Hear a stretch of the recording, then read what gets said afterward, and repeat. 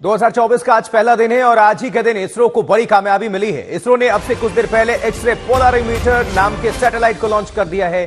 श्रीहरिकोटा अंतरिक्ष केंद्र से पीएसएलवी C-58 रॉकेट की मदद से इस सैटेलाइट को लॉन्च किया गया है। 3, 2, 1, 0 lift off normal. Bright morning of the New Year's Day made brighter by a majestic liftoff. PSLV C-58 carrying India's X-ray polarimetric satellite towards its destination. कि India ने आज अपनी एक सैटेलाइट लॉन्च की है PSLV C-54। स्पेस टेक्नोलॉजी के हवाले से अगर बात की जाए, उनकी कोई ना कोई लॉन्च होती है। पाकिस्तान में इस पर काम क्यों नहीं हो रहा? अगर इंडिया में हो रहा है तो उसकी क्या वजह है? Happy New Year to all of you. So on 1st January 2024, yet another successful mission of PSLV has been accomplished. PSLV C-58 has placed the primary satellite ExpoSat in the desired orbit of 650 kilometer, 6-degree inclination.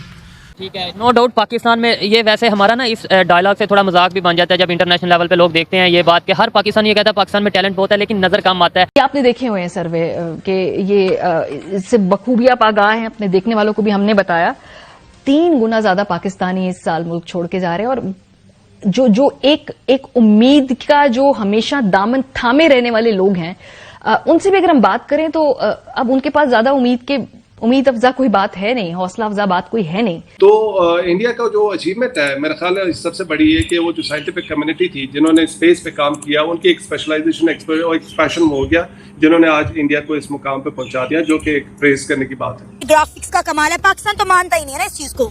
देखें, पाकिस्तान के मानने से ना मानने से कुछ नहीं होता, हमें देखना चाहिए कि इंटरनेशनल मीडिया क्या कह रहा है। और इंटरनेशनल मीडिया और जय हिंद दोस्तों नए वर्ष की बहुत बहुत शुभकामनाएं। आप और आपका परिवार हमेशा खुश रहे, मस्त रहे और जुड़े रहे हमारे साथ। दोस्तों जैसा कि आप लोगों को पता है, इसरो ने सफलतापूर्वक PSLV C-58 को प्रक्षेपित कर दिया और इसी के साथ दोस्तों भारत दुनिया का दूसरा ऐसा देश बन गया जो ब्लैक होल और न्यूट्रॉन स्टार्स और भी इन सब चीजों की स्टडी करने वाला देश बन गया। अभी तक ऐसा करने वाला सिर्फ USA ही था, इसीलिए दोस्तों ये मिशन काफी ज्यादा इंपॉर्टेंट था। इस पे European Union space research organisation की नजरें थी, रशियन स्पेस रिसर्च ऑर्गेनाइजेशन की नजरें थी, चाइनीज की थी और पाकिस्तान तो इस पे हमेशा नजर बना के रखा ही था। क्योंकि दोस्तों पाकिस्तानियों की तो एक ही कला होती है कि अगर इसमें ऊपर नीचे कुछ होता है इस मिशन में तो पाकिस्तानी मंत्री निकल जाते बवाल मचाने। लेकिन खैर इस समय पाकिस्तान में सफा मातम है और इसमें मैं देखा पाकिस्तान में 2-4 हेडलाइन बनाई गई कि भारत ने सफलतापूर्वक इसको प्रक्षेपित कर दिया, बस खत्म। लेकिन दोस्तों मैं देख रहा हूँ यूरोपियन मीडिया में इस पे काफी लंबी लंबी डिबेटें हो रही हैं और भारतीय मीडिया में तो इसकी काफी ज्यादा चर्चाएं है। दोस्तों चाइना भी ये करने वाला था इसी साल 2023 वाले में ही, लेकिन शायद कुछ रीजन से टल गया। इस साल चाइना भी करेगा, इससे बहुत ज्यादा फायदा होगा। ब्लैक होल की स्टडी होगी और भी स्टार्स की स्टडी कर सकता है भारत और भी काफी ज्यादा इसकी इंपॉर्टेंस है।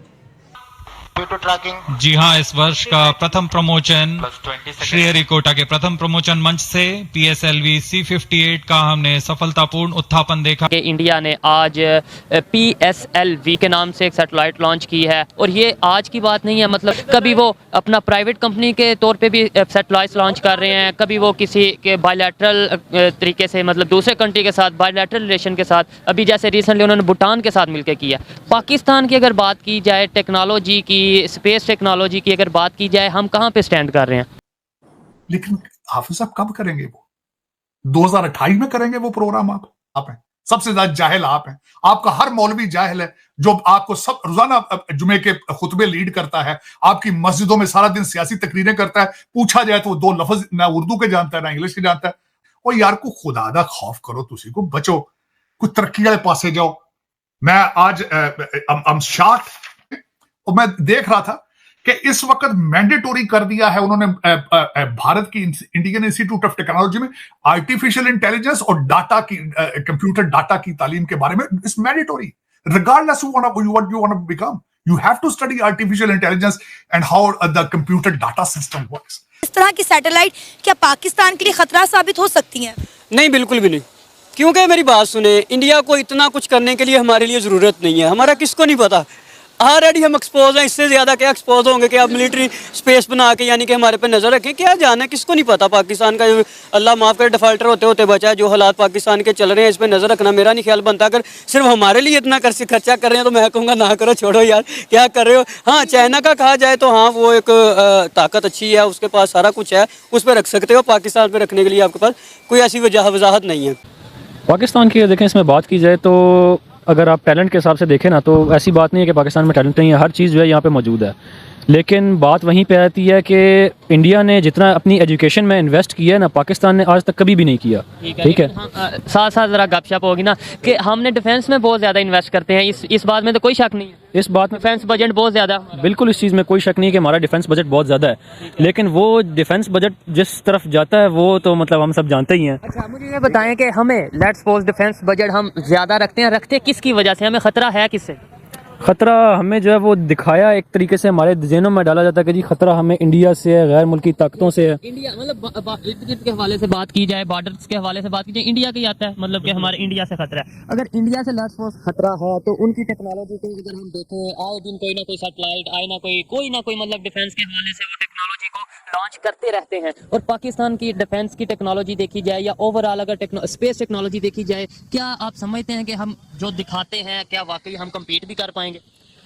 अगर आप नियर फ्यूचर में इसको देखते हैं तो ये बिल्कुल भी हम कम्पीट नहीं कर सकते, जो कि स्टैंडर्ड फैक्ट्स हैं। ठीक है, हो सकता है मे बी कि मतलब आने वाले कुछ टाइम में मतलब 10-15 साल के बाद जो है वो आप हो सकता है कि उम्मीद लगा लें कि इसमें कुछ बेहतरी आ जाए, लेकिन अभी बिल्कुल भी कम्पीट नहीं किया जा सकता। वजह क्या है? वो अगर ग्रो कर रहे हैं इस इंडस्ट्री में या अगर वो टेक्नोलॉजी में ग्रो कर रहे हैं, क्या वजह है हम नहीं कर रहे, उतना नहीं कर रहे जितना करना चाहिए, तो क्या वजह?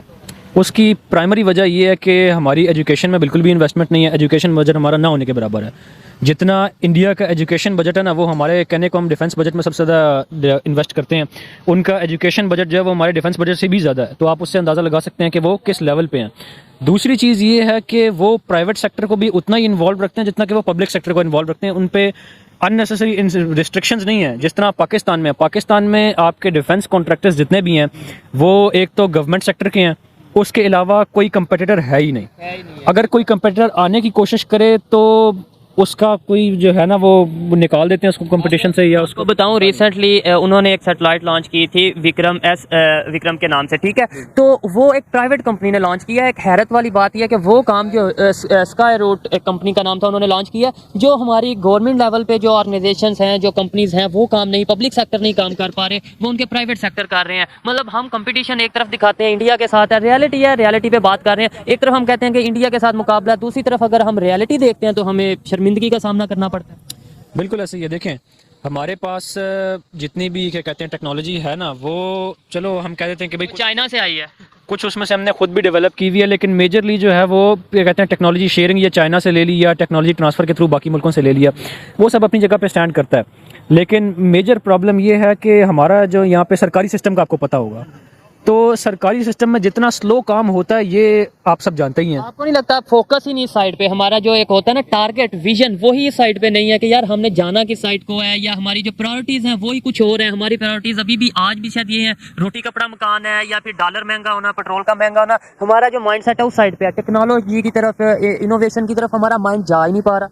देखें, टेक्नोलॉजी की तरफ जो है माइंड्स जाते हैं, ऐसी बात नहीं है, लेकिन बात वही है कि जिस तरह का हमारा एजुकेशन का निज़ाम है और हमारा जो क्या कहते हैं पब्लिक सेक्टर में जो गवर्नमेंट का निज़ाम है, वहाँ पे अगर आप कोई इनोवेशन लाने की कोशिश करें ना तो उस चीज़ को सप्रेस कर दिया जाता है कि भाई अपना काम जो आपको दे दिया गया आप वो देखें, आप इधर ट्रैक से उतरने की कोशिश ना करो। ठीक है, तो उस चीज़ में जो है वो काम नहीं हो पाते। ठीक है, नो डाउट पाकिस्तान में ये वैसे हमारा ना इस डायलॉग से थोड़ा मजाक भी बन जाता है जब इंटरनेशनल लेवल पे लोग देखते हैं ये बात कि हर पाकिस्तानी ये कहता है पाकिस्तान में टैलेंट बहुत है लेकिन नज़र कम आता है। उसकी वजह ये दिखाया नहीं जाता क्योंकि रिसेंटली पाकिस्तान में ही एक इंडिविजुअली एक पर्सन।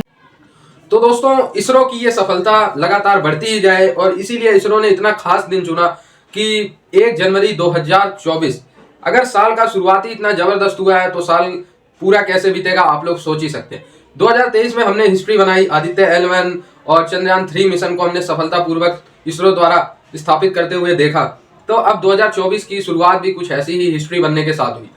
अब आप समझो कि ब्लैक होल की स्टडी करने वाला भारत USA के बाद दूसरा देश बनेगा। इसी से आप लोग इसरो के स्टैंडर्ड को समझ सकते हैं। नासा में उतना ज्यादा रुपया लगता है जितना किसी देश की जीडीपी हो, शायद पाकिस्तान की जीडीपी से ज्यादा पैसा नासा लगाता है।